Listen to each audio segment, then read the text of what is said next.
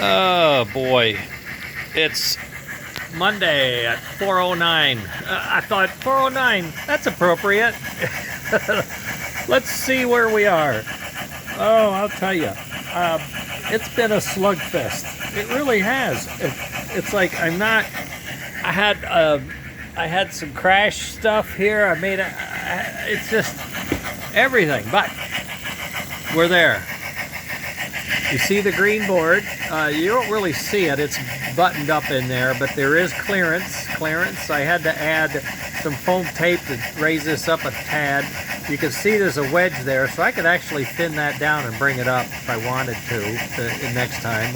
Or I'll try one of the new things one of my subscribers recommended. I'm so happy and pleased to have the dialogue over the last few weeks with everybody, and one young fellow, I say young because I'm 75, I expect there's only one I know that's older than me. At any rate, this fellow, whatever he is, age, suggested a surface-mounted rectifier. And I go, what? Bridge rectifier, surface mount, never thought of it. He gave me a model number like an MD6 and an MD8, and I looked them up. My God, they're the size of your thumbnail or less. One I found goes up to 3 amps and can peak at higher than that. And you know how much time it takes for me to do this with perf board and chips and diodes and wiring and connecting it? 58 cents. So I am definitely going to order 1 or 2 or 3 tonight to see if they work. I do have some, not surface mount, but through hole. I did something. This soundboard is getting signals from somewhere every once in a while. But I have these kinds that I use in my radio and some other places. These are pretty heavy duty. I never thought of putting one of these in there. I just thought that 4 diodes would be small and lightweight and wouldn't take much power, but they're actually taking 1 volt to operate. I got my little shim in there to keep the reed switch. Now it's a magnetic trigger, right? And this is a mechanical trigger. So we're getting puffs because we're in motion. Doesn't matter which direction, right? So if we go down there and we go into neutral, we're at the station. You see now? We get a steady stream of smoke, no chuffing. And that's because of this puff and brake board that I got from someone in St. Louis. I'm not very good with names anymore. I'm having Biden attacks.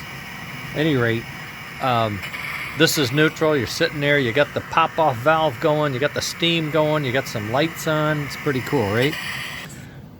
Then you're ready to take out. You got the chuff taken out pretty slow.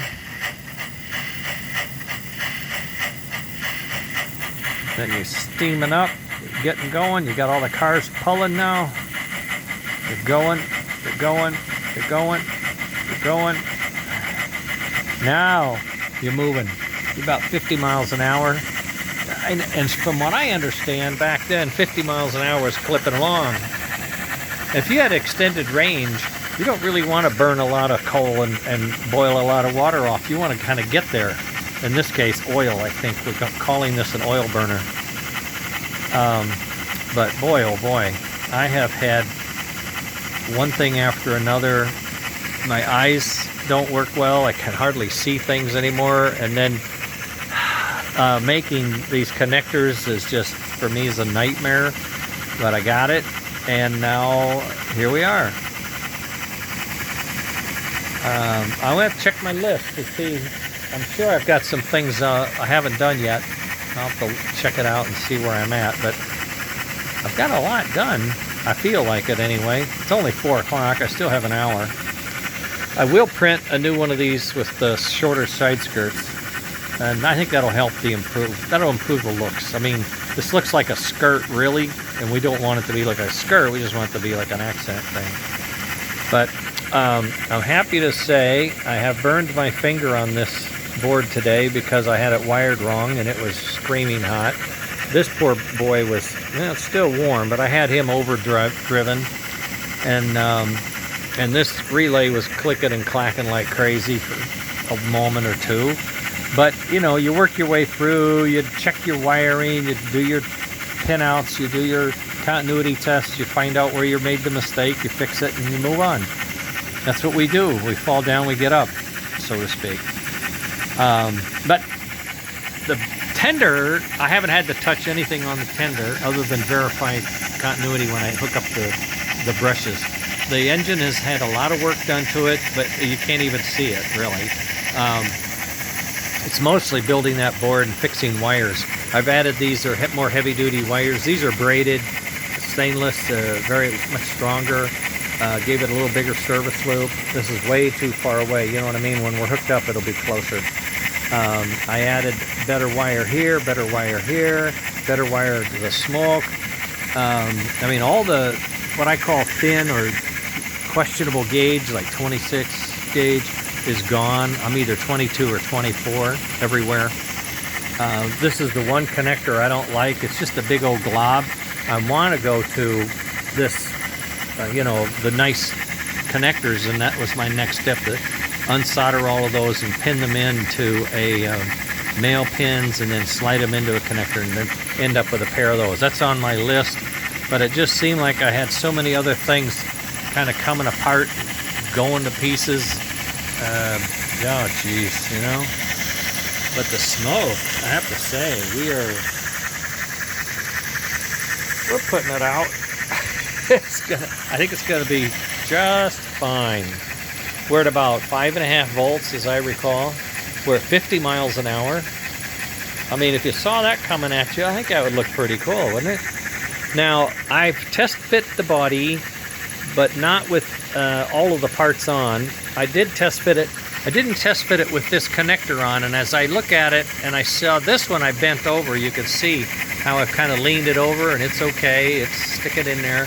This one, I may have to grind that down a little bit. It just may be along this edge it's hitting. This one I don't even know. I think it'll be fine, but I don't know. Everything's cool.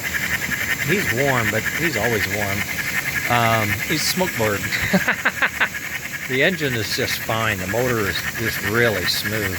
Ball bearings make a big help. The motorboard is very cool. The fan is working like a champ. It's pulling air. You know, it's not enclosed, but it would be. These guys will get warm, but once I put the lid on, it pulls air all the way through, and that'll help keep them cool too. So I'm pretty happy with everything. I'll get my list and check it out and see what I'm missing. But I think, I guess now with the remaining hour, I should look at the firebox and the Ashpan. I know the Ashpan fits better than it did before. I know that for a fact. Now I want to see, what am I going to have to do? I'm thinking I may have to cut the corners off of this here and this here, in order to get the firebox to fit in properly. And I realize now that I put those connectors on here, and they're pretty long. You know, they're this long, right? So that may hit. I don't think it will, but it may. So if I have to, I'll just take them off and solder them on, I guess. And that would be bad, but I could do it. Right now, I like to be able to unplug things and have the harness intact, or the subassembly on the bench.